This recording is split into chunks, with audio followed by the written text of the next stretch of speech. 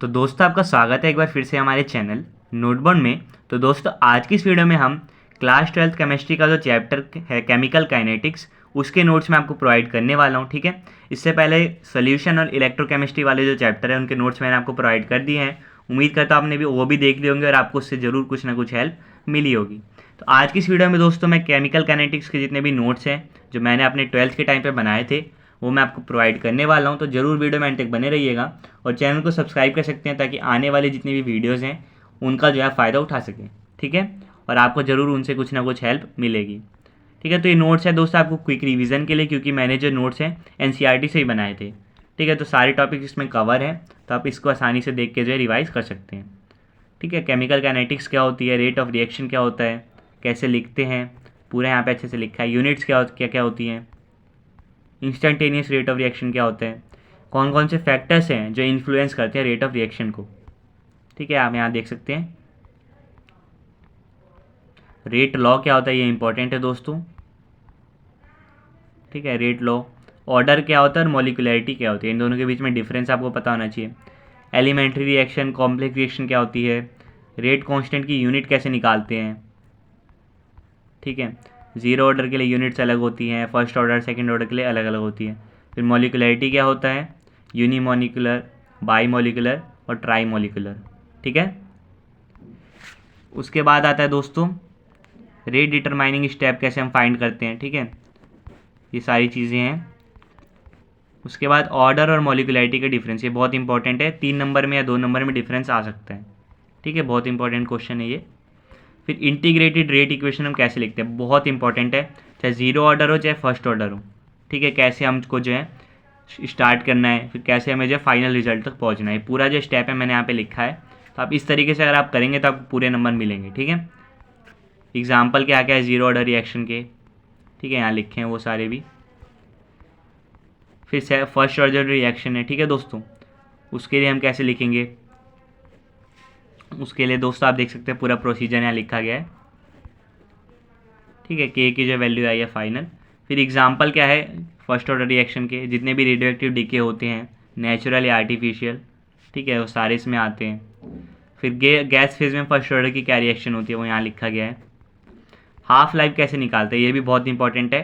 ठीक है, चाहे आप के निकाल रहे हैं यानी रेट कांस्टेंट या फिर हाफ लाइफ निकाल रहे हैं, दोनों में से कुछ ना कुछ आ सकता है, या तो फर्स्ट ऑर्डर का या ज़ीरो ऑर्डर का।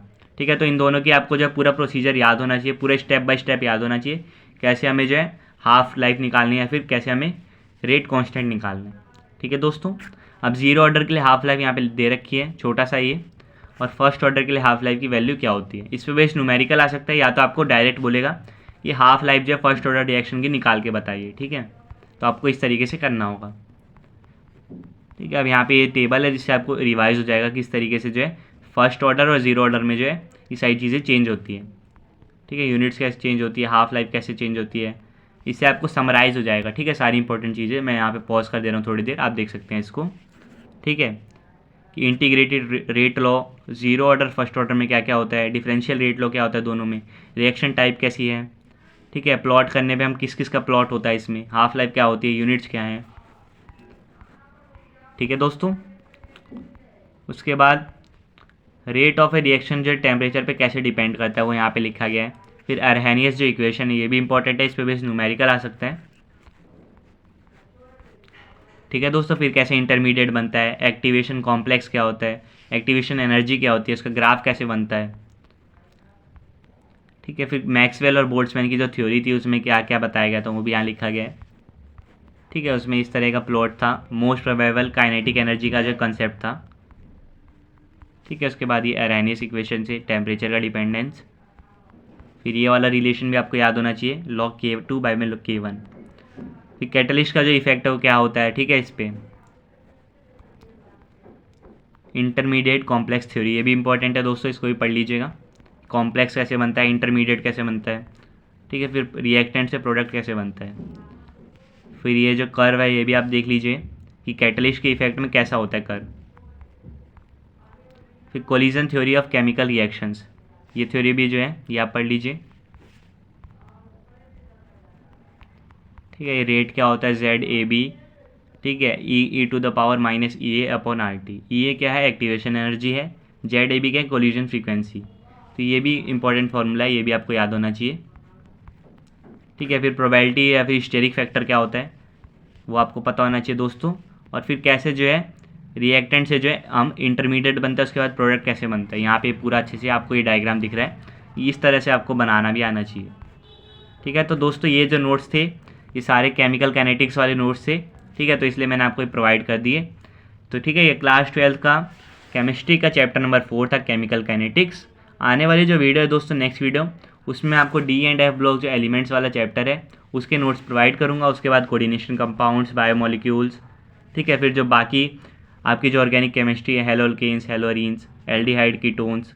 ठीक है, ये सारे जो चैप्टर है, एल्कोहल्स, फिनोल्स, ठीक है, अमाइंस, ये सारे के नोट्स जिन जिन चैप्टर के मुझे नोट्स मिलते जाएंगे मैं उनकी जो वीडियो आपको बना के प्रोवाइड करते रहूँगा। ठीक है, तो उम्मीद करता हूँ दोस्तों इससे आपको, इस वीडियो से आपको रिवीजन करने में हेल्प मिली होगी और आपका जो पूरा चैप्टर है कम से कम टाइम में कवर हो गया होगा। ठीक है, पूरे नोट्स जो NCERT पे बेस्ड है। तो अगर आप बोर्ड के लिए प्रिपेयर करें या फिर CUT के लिए अगर आप पढ़ रहे हैं इस वीडियो के थ्रू, तो आपको जो बहुत ज़्यादा हेल्प होने वाली है और आपकी जो है रिवीजन कम से कम टाइम में हो जाएगी। ठीक है दोस्तों, तो ये था हमारा chapter number 4 chemical kinetics class 12 का। इंपॉर्टेंट चैप्टर है। ठीक है, इसकी वेटेज भी ज़्यादा होती है और इसमें से जैसे मैंने आपको बताया, ठीक है, जो इंपॉर्टेंट टॉपिक्स है वो कर लीजिएगा। न्यूमेरिकल आ सकता है, साथ ही साथ इस तरह के जो प्रूफ करना है कि रेट इक्वेशन बनाओ 0 ऑर्डर के लिए, फर्स्ट ऑर्डर के लिए, हाफ लाइफ क्या होगा 0 ऑर्डर और फर्स्ट ऑर्डर के लिए, यूनिट्स कैसे निकालेंगे, ऐसे यूनिट क्या होगी फर्स्ट 0 और सेकेंड ऑर्डर में क्या होगी। ठीक है, मॉलिक्यूलैरिटी ऑर्डर का डिफरेंस क्या है, रेट लॉ लिखते कैसे हैं, रेट लॉ में बताया क्या गया है। तो ये सारी चीज़ें जो है इस चैप्टर में है। तो उम्मीद करता हूँ दोस्तों आपने वीडियो एंड तक देखी हो, आपको जब पूरे चैप्टर के नोट्स मिल गए हों, आपका जब पूरा चैप्टर रिवाइज हो गया हो। आपसे फिर मिलेंगे दोस्तों नेक्स्ट वीडियो में D&F ब्लॉक एलिमेंट्स वाले चैप्टर के नोट्स के साथ। तब तक के लिए bye bye, see you again and thanks for watching.